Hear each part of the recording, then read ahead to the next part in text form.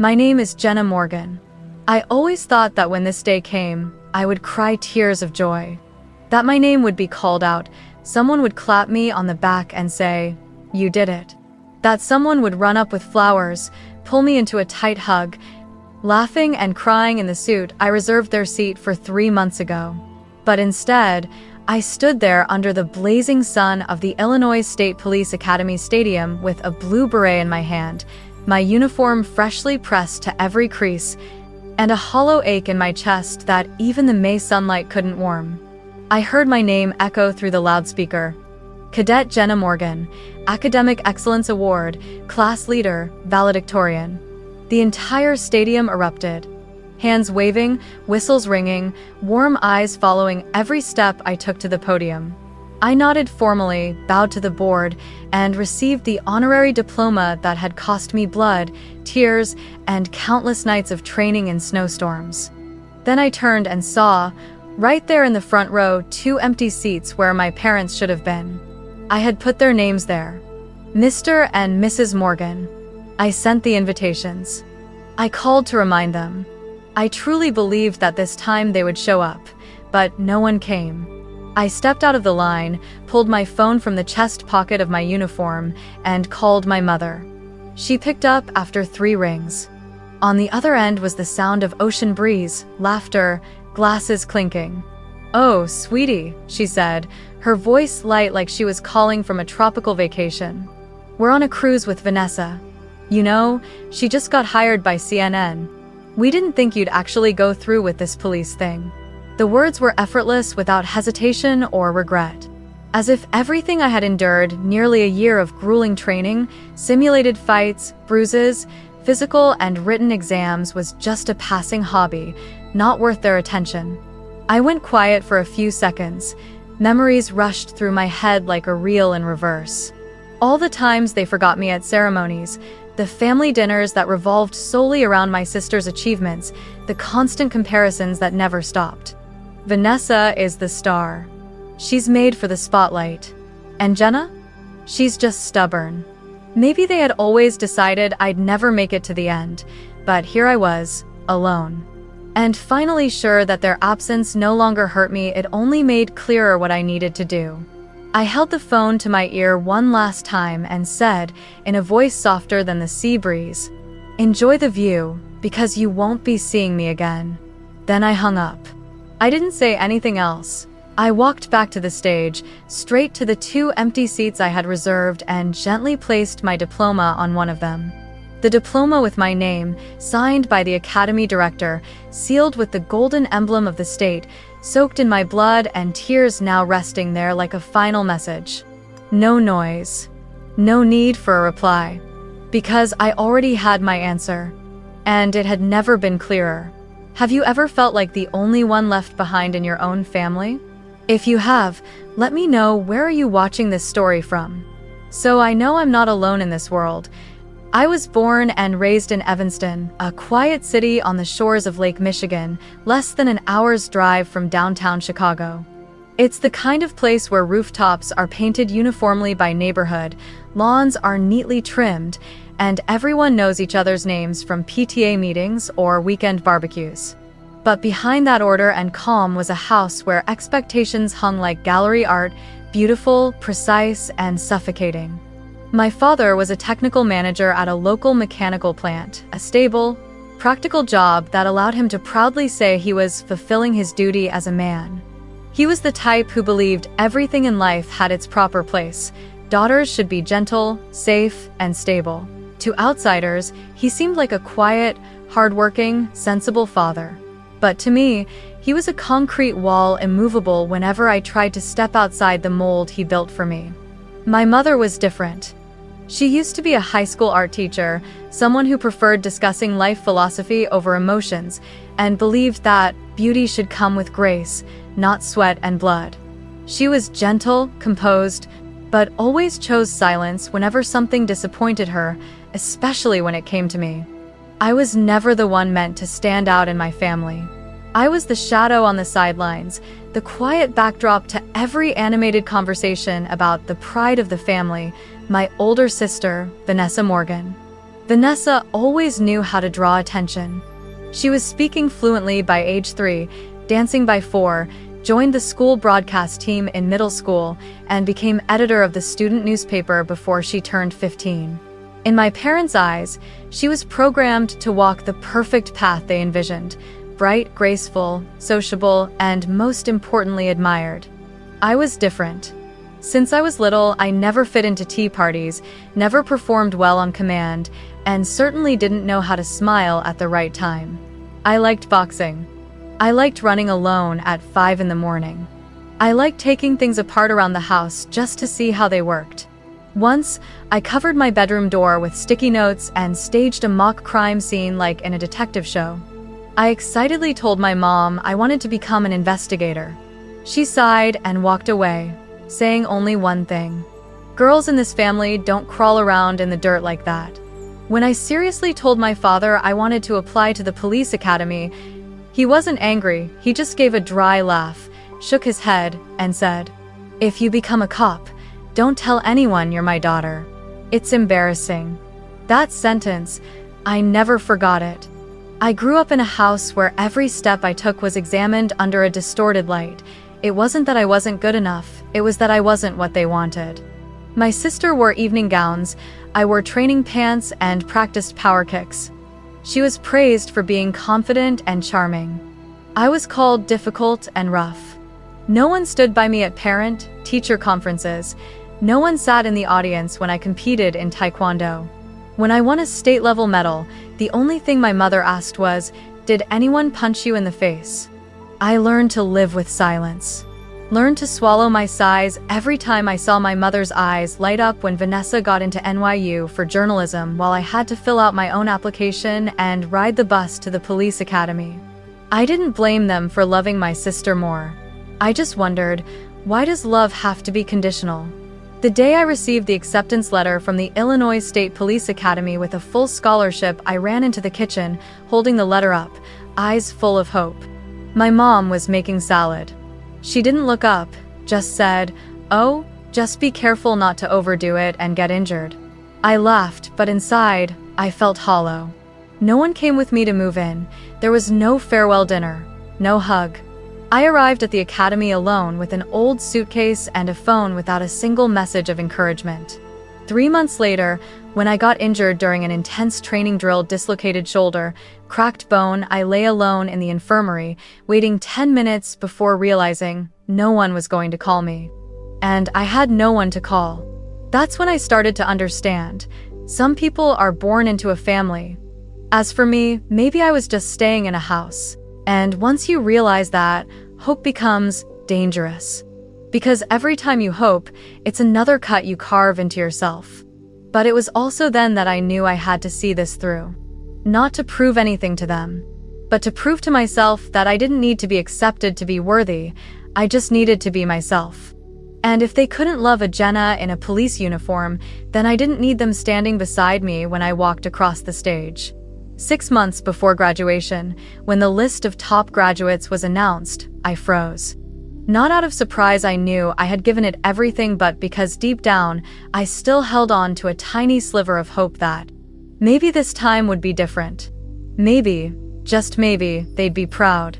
I handwrote a letter and sent it home, each word carefully formed like a first grader writing a Christmas card. In it, I told them I would be valedictorian, that I'd be honored on stage, delivering a speech to the entire academy, that it would be the most important day of my life. And if they ever wanted a chance, just one, to truly show up for me, this was it. I included 2 VIP tickets, a seating chart, and a prepaid hotel reservation right next to the academy, paid for with 3 months of savings from my part-time patrol shift.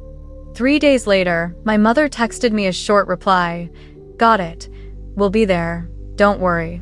I wasn't worried. I let myself dream a little.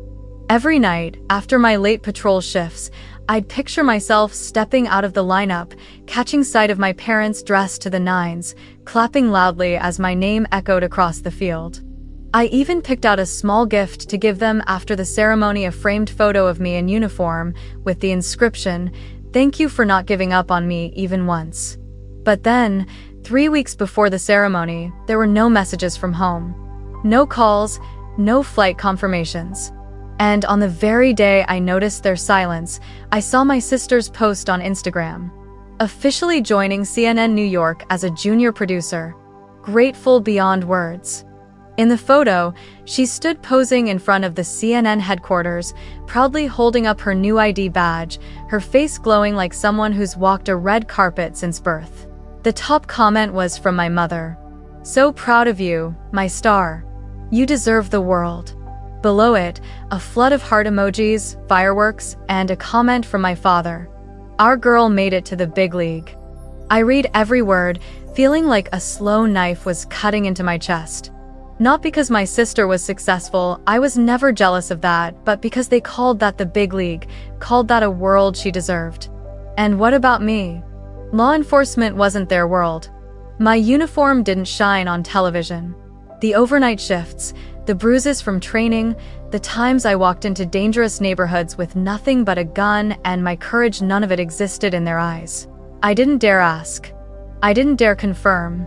I stayed silent, still hoping maybe they were just distracted and forgot to mention it. Maybe the tickets were still reserved. Maybe they'd still come. Until the ceremony began. As I sat under the slanted sunlight pouring over the cadet rows, I quietly made the call. My mother picked up.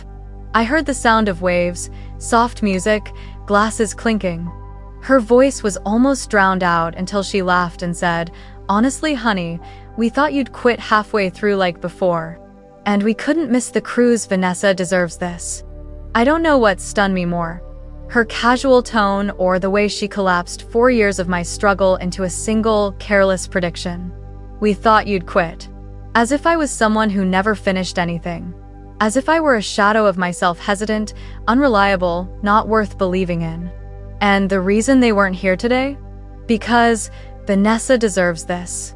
My sister, the one who already had everything, still deserved more. Still mattered more. Still was the one they chose. I don't know how long I stayed silent after she said that. All the noise around me seemed to fade. I could hear my blood pulsing through my fingers as they tightened around the phone. I had invited them with one last hope that just once, only once, they would choose me. But I was wrong. Completely wrong. The only person they ever chose was always the other one. And me, from beginning to end, I was nothing more than the backup plan that never got used. I didn't cry that day. Not because I was strong, but because I had nothing left to cry out.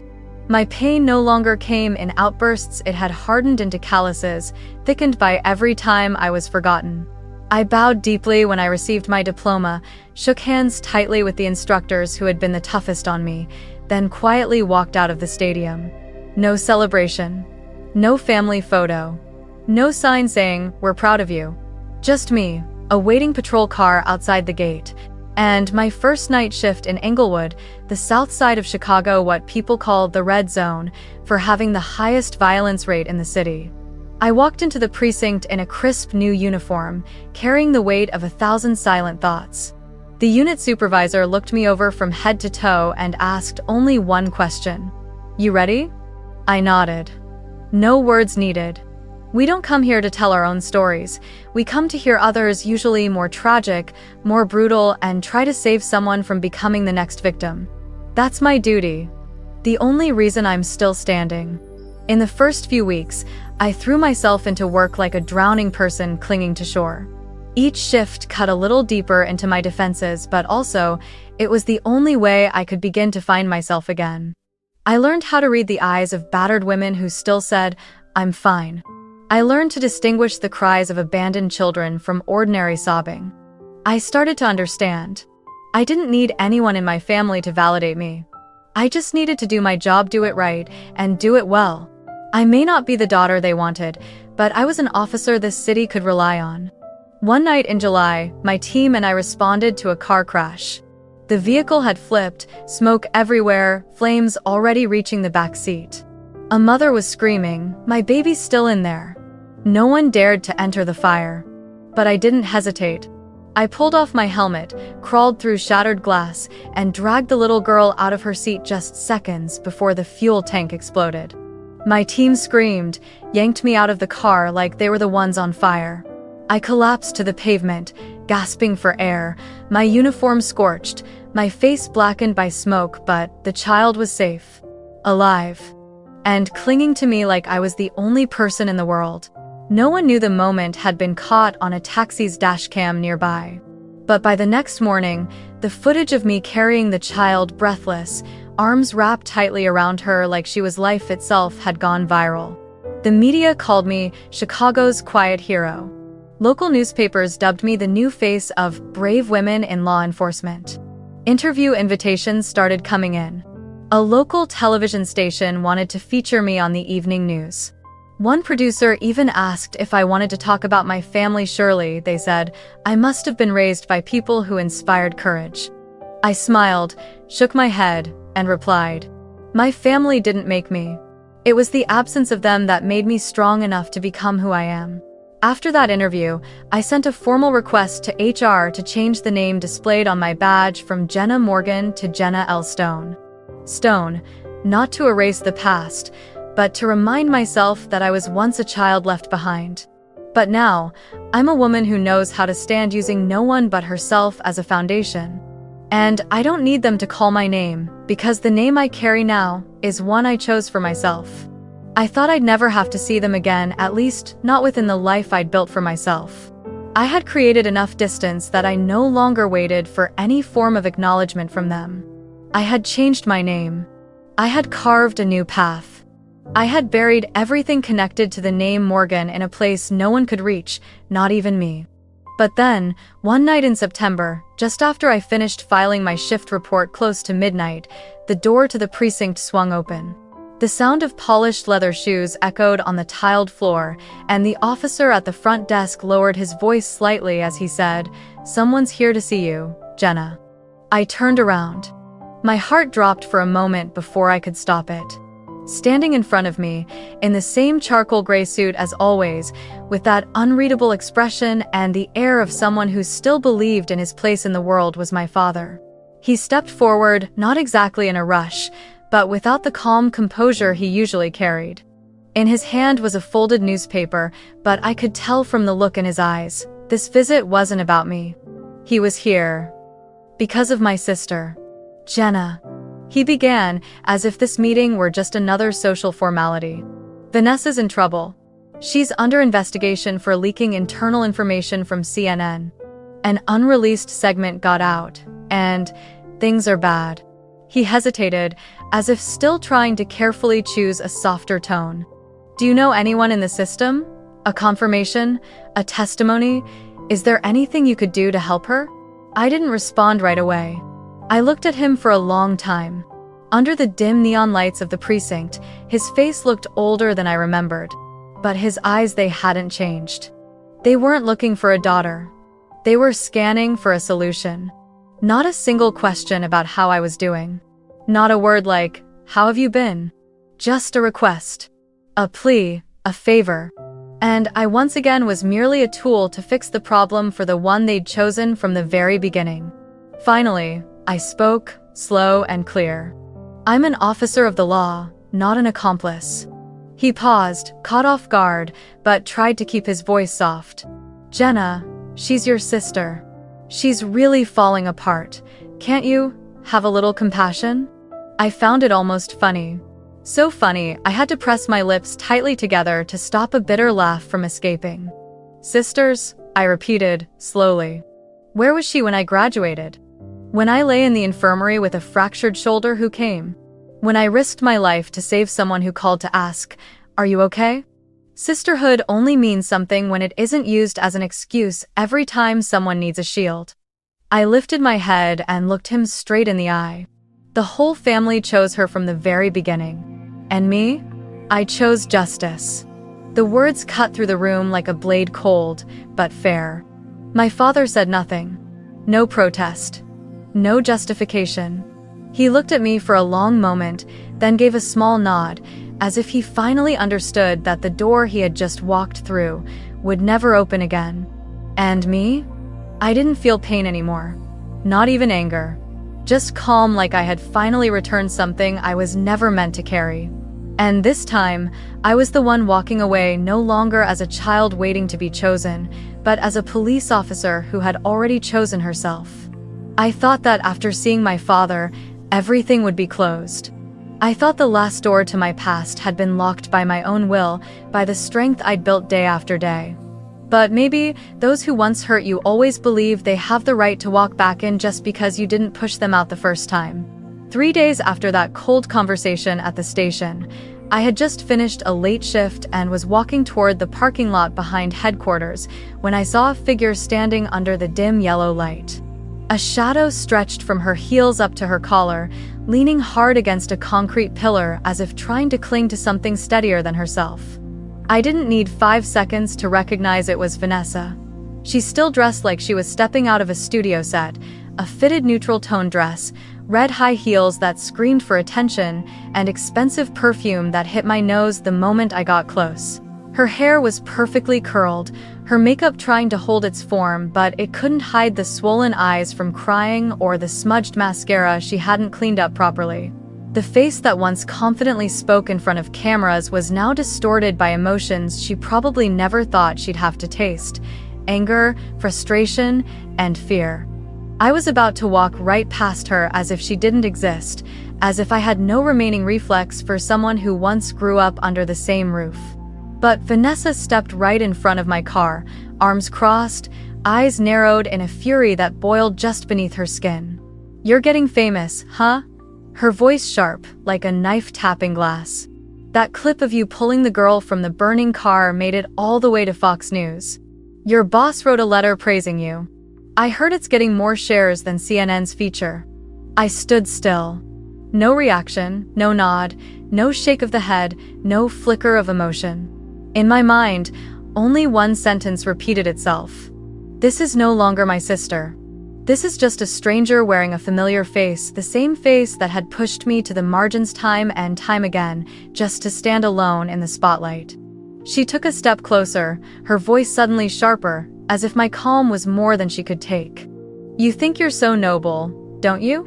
Like you don't need anyone. All these years, I was the one in front of the camera, the voice of this family. I was the one who brought recognition, reputation, pride to our name. And you? You're just the stubborn girl with a gun, wandering poor neighborhoods, cleaning up society's trash. You think one viral clip of a burning car erases all that? You think you can undo decades of perception just because someone called you a brave female officer?" Still, I said nothing. I pulled my phone from my pocket and opened the screenshot I had saved from 6 months ago, a message from our mother on the day of my graduation. No apology, no congratulations. Just one cold, curt line. "Just don't embarrass us in that uniform." I held the screen out in front of Vanessa. No raised voice, no explanation. Just to let her see, to remind her that I never forgot, never forgave, and never once had the privilege of anything even close to fairness. Vanessa looked at the screen for a few seconds, then laughed, not the usual mocking laugh, but a brittle, forced one that cracked as it left her mouth. Then she spoke, softly, but unable to hold back the bitterness that bubbled up. "You must be happy now, huh? Seeing me fall, watching me lose everything. You must be thrilled to see your big sister under CNN investigation, torn apart on social media, the whole family panicking, trying to find lawyers. Right? I fall and suddenly, you're the one standing tall. Yeah, I bet you've waited a long time for this." I put the phone away. No sigh, no nod. But I looked her in the eyes, and for the first time, and the last, I let the truth leave my mouth. "You didn't need me when you were shining, so don't come looking for me now that you're falling." I didn't say it with triumph. I said it with a kind of relief, almost peace. As if, finally, I had shed the old skin. The weight of expectations, pain, duty, and silence that I had carried on my back for years, all in the name of sisterhood. I turned away. I didn't look back. I didn't hesitate. I heard the sharp taps of her heels echoing on the concrete behind me, but I didn't stop. I didn't need to know what else she would say, whether she'd cry or rage, accuse or beg for forgiveness. Because I was no longer there to receive anything from her.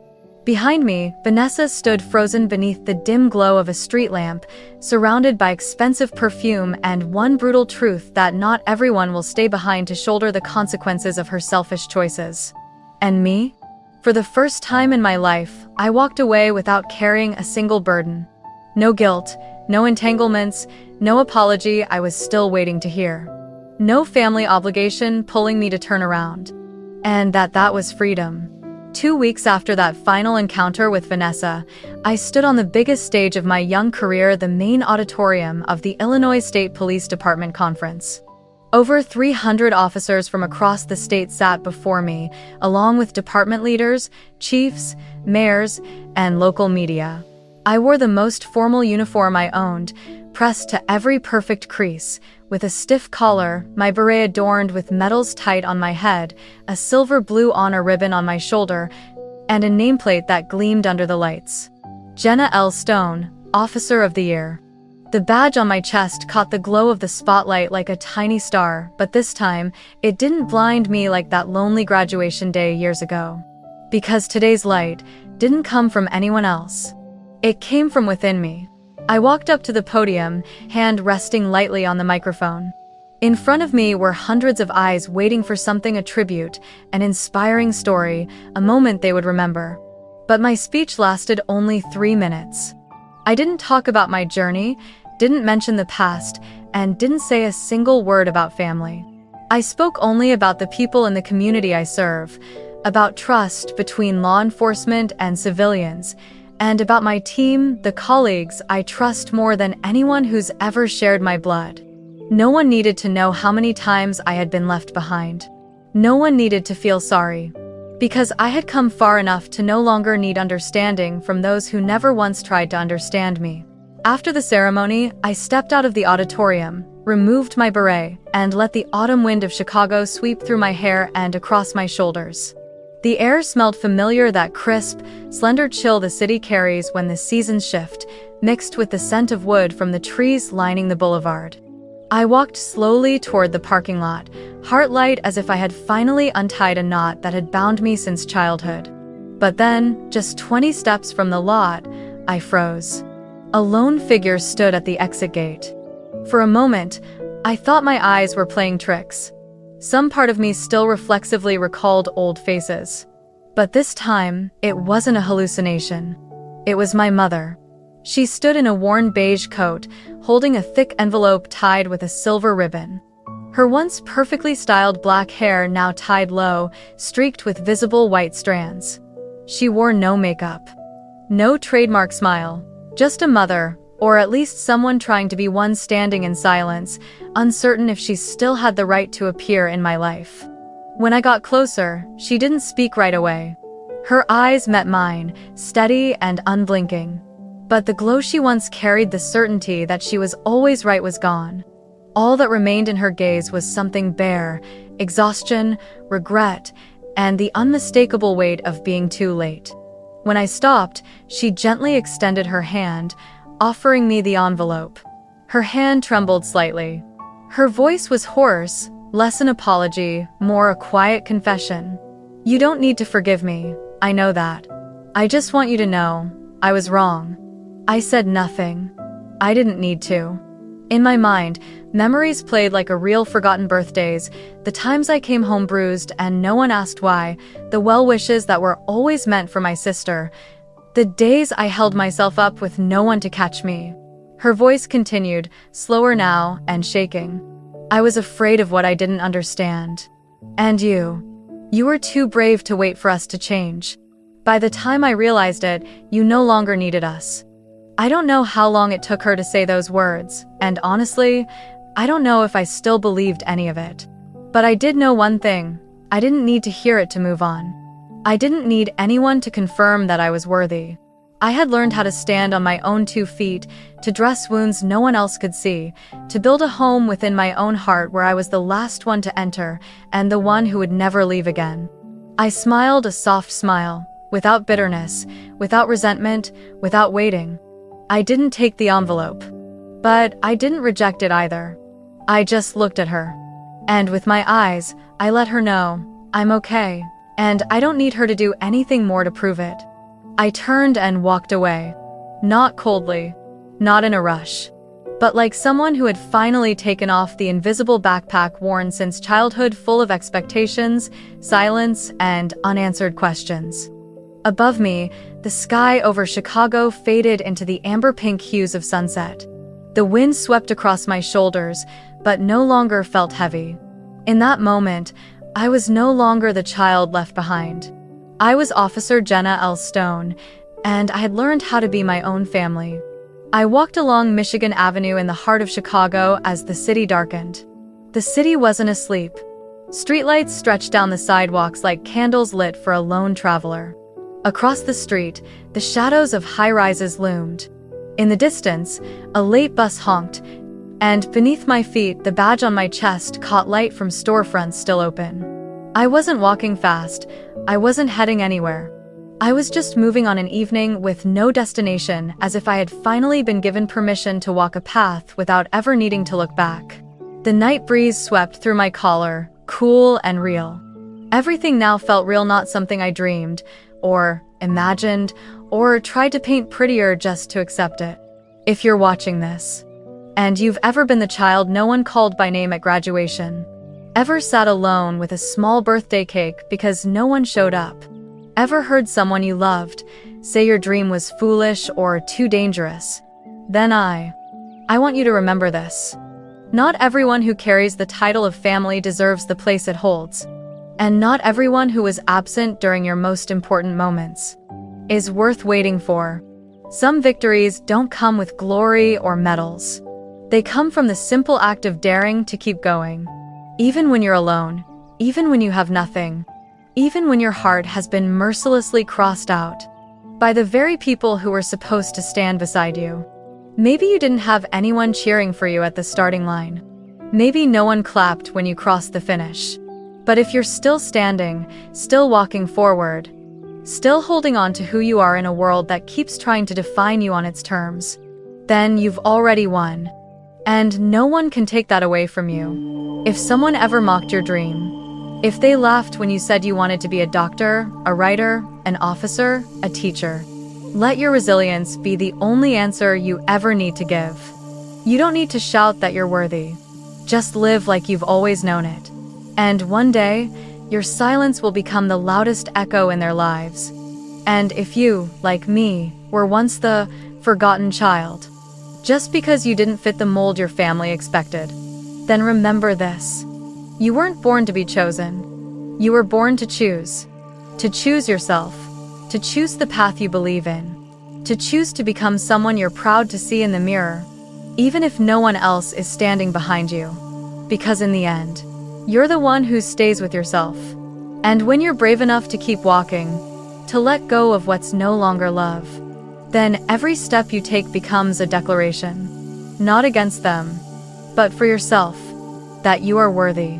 And you don't need anyone's permission to live a life of value. Thank you for listening. I'll see you again in the next story at 7 a.m. and 11:15 a.m. every day.